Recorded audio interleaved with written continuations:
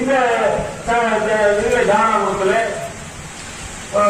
நகரத்துடைய பொறுப்பாளராக இருக்கக்கூடிய நம்ம இவர் முருகானந்தம் அவர்கள் நல்ல நண்பர் தான், ஒன்றும் பிரச்சனை இல்லை. எங்களுக்கெல்லாம் நல்ல நண்பர். பிரச்சனை நாங்கள் அரசியல் கட்சி அவங்க அரசியல் கட்சிகள் நகரத்தில் செக்ரட்டரியா இருக்காரு.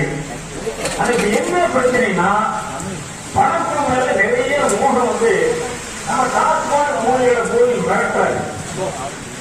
என்ன சொல்றாருன்னா 30,000 ரூபாய் கொடுமையில நான் நீங்க வச்சுக்கவே மாட்டேன் என்று மிரட்டார்.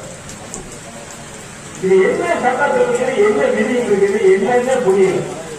யாராவது ஏற்றுக்கொள்வார்களா? பாட்டலுக்கு 10 ரூபா வருது, பாட்டலுக்கு 10 ரூபா வருது. அது கூட என்ன இருக்குன்னு எங்களுக்கு தெரியும். பாட்டலுக்கு 10 ரூபா வந்தா அந்த ஊர்களை கரண்ட் பில் கட்டுறதுல, காரை கொடுக்கறதில்ல, ஏற்ற கூலி கொடுக்கறது, நாங்கள் அதையெல்லாம் கட்டிட்டு இருக்கிறோம். அவங்களுக்கு பிரச்சனை இருக்கு.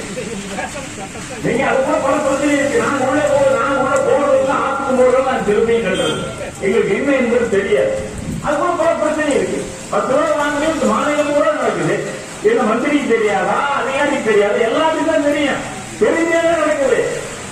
அப்படின்னா நீங்க 30 ரூபாய் கொடுக்கிற பொங்கல கடையிலேயே வச்சிருக்க மாட்டேன்னு சொல்லி மிரட்டினா ஒரு முதலமைச்சரோட பேச முடியாது, ஒரு கலெக்டர் பேச முடியாது.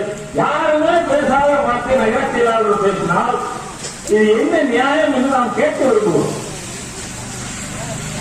இது சரியான அணுகுமுறை அல்ல என்பதை சுட்டிக்காட்ட விரும்புகிறோம். அந்த பொறுப்புக்கு உண்டான ஒரு நியாயமான முறையில் ஒரு தகுதியான வார்த்தைகள் இதெல்லாம் அல்ல. பொறுப்பு இருக்கிறவங்க பொறுப்போக்கம் பேசுறாங்க. வெளியே இருக்கு. இது ஒரு சர்வாதிகார முறையில் நம்ம வச்சிருக்கவே மாட்டோம்னு சொன்னா அது என்ன? அவங்க தூக்கில கோடையெல்லாம் எடுத்து கொண்டுருவாங்க, வெளியே போட்டுருவாங்களா? இவங்க ஒரு சில வேலை செய்யலாம்.